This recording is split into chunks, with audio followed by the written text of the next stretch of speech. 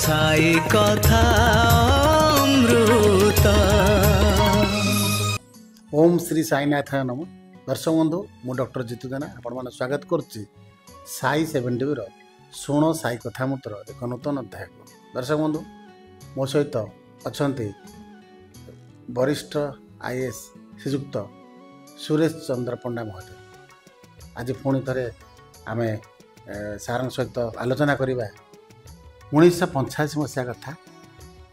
सरोजा ताई नामक एक महिला जी कि निसंतान थिले, तांकर संतान लगी से बाबा को गुहारी करते।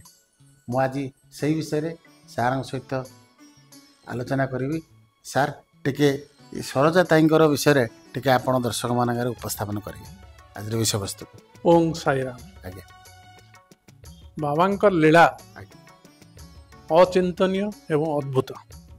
काहाकू केमिति केतेबेले आसी दर्शन दियंती एवं उपकार करती सेटा बाबा ही जानते, किंतु तर श्रद्धा एवं सबुरी ये दुईटी जिनस बहुत दरकार। सरोजा ताई बरोदार निवासी थिले। से बाबांकर जने परम भक्त थिले। तांकर स्वामी ना कस्तूरी। से माने 6 वर्ष धरी बाहागर हो गला परे मध्य कौनसी संतान संतति ही नथिला। तेणु से विषय बहुत चिंतित थिले। एवं सरोजा ताई जी कि बाबांकर जने भक्त, से साई सचरित पारायण नियमित करुले, बाबा को ध्यान करुले, स्मरण करुले। तथापि तांकर संतान संतति न होबारु से डाक्तर मानकर चिकित्सा डाक्तरी चिकित्सा पाई सब डाक्तरखाना को जाऊले, विशेषज्ञ मानकर मतामत नौले किभली भाव गर्भधारण हो पार। एभली गोटे से थरे 1985 मसीहार कथा। से बरोदार वीणा क्लिनिक से एडमिट है से माने डाक्तरंकर विशेष चिकित्सा नहीं थिले एवं आईवीएफ ऑपरेशन द्वारा एभली मध्य करी माने किभली भाव संतान संतति हबो सेटा चेष्टा करथिले। जेतेबेले से वीणा क्लिनिक रे तांकर अस्त्रोपचार ये सर्जरी जेतेबेले हुए से समय रे कष्टसाध्य होता। सेतेबेले से मने मने धीरे धीरे धीरे स्वर साई राम साई राम साई राम साई बाबा को काकुति मिनती करके डाकुचंती। तापर अस्त्रोपचार पर डाक्तर माने तांको आउ किछ समय अपेक्षा करिया कहले एवं कहले किछ समय पर आमे ऑब्जर्वेशन करी आउ परीक्षा निरीक्षा करी आपण घर को जाई परिबे। किछि समय पर तांकर कष्ट लाघव होला पर तांको घर को जीवाकू अनुमति देले। सरोजा ताई तांका स्वामी कस्तूरी सह से मोटरसाइकल ले सेठू डाक्तरखाना बाहरी निज घर अभिमुखे जाउछंती। यही समय रे जेतेबेले से रास्ता रे जाउछंती हठात से देखिले जे गोटे बड़ बादल भलिया बड़ मेघ धुमायित अवस्था रे आसी सामने रे जड़े किए फकीर रूप में आविर्भाव हेले।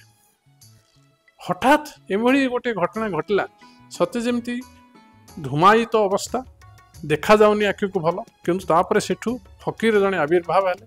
धड़ा काफनी पिंचंती, मुंडरे पगड़ी, हाथ में सटका। तथापि सी मैंने आश्चर्य हेले शून्य किभली भाव एभली जड़े फकीर प्रकट हेले एवं से निजर मोटरसाइकल सेठी रखी देथिले। एवं से समय से फकीर जनक तांका पाखु आसी आलो सरोजा तू मते काहीकि स्मरण करूथु। से हठात भाव हतबिम्ब हो जाइछंती किए फकीर केमिति आसिले मेघ भितर केभली माने आविर्भाव हेले। से कहले नाई मु आपन को डाकु नथिली, मु शिरडी साई बाबा को मने मने स्मरण करूथली। कहले हाँ मु सेही शिरडी रु आछि बाबा, तोर डाक शुणी आछि। तू कौन से ऑपरेशन थिएटर रे क्लिनिक रे थिला बेले साईराम बोली डाकु नथलो? मु तोर डाक शुणी मु आसीछि। तू कह तोर कौन असुविधा? कहले बाबा आपन तो जानिछंती आमे 6 वर्ष धरी बाहागला परे मध्य कौनसी संतान संतति हेनी, सेथिपाई आमे एभली डाक्तरी चिकित्सा आश्रय नहींचु, किंतु आपण को भी स्मरण करुचु। से ही आमर आशा, से ही आमर भिक्षा। बाबा कहले तू चिंता करिवार कौनसी आवश्यक नहीं, तो तोर निश्चय वर्षक भितर पुत्र संतानटे जन्म हम तापरे से माने से फकीर से तांकर स्वामी को कहले तमे मते 2 टंका दियो से भी आश्चर्य प्रतिभा हो जाइछंती ये फकीर जन किए ये कौन माने बाबा सतरे बाबा एनीवे से तांका पॉकेट रु हठात बाहर करी गोटे टंका बाबांकर झोली रे पकई देले बाबा कहले नहीं मु टंका नहीं मु 2 टंका नेबी तो से कहले आमे एबे ऑपरेशन थिएटर आसछु तांको मु घर को नबाकू सरोजा को घर को नबाकू आमे जल्दी रे अछु तेणु मु वर्तमान एई टंका ही दउची आओ आपण को परे जदि हबो केतेबेले सुविधा मु देबी किंतु वर्तमान एई टंका ही बाबा कहले नाय मु जाउची किंतु तू शिरडी आसीबू तमर पुत्र संतान हला पर तमे शिरडी आसीबो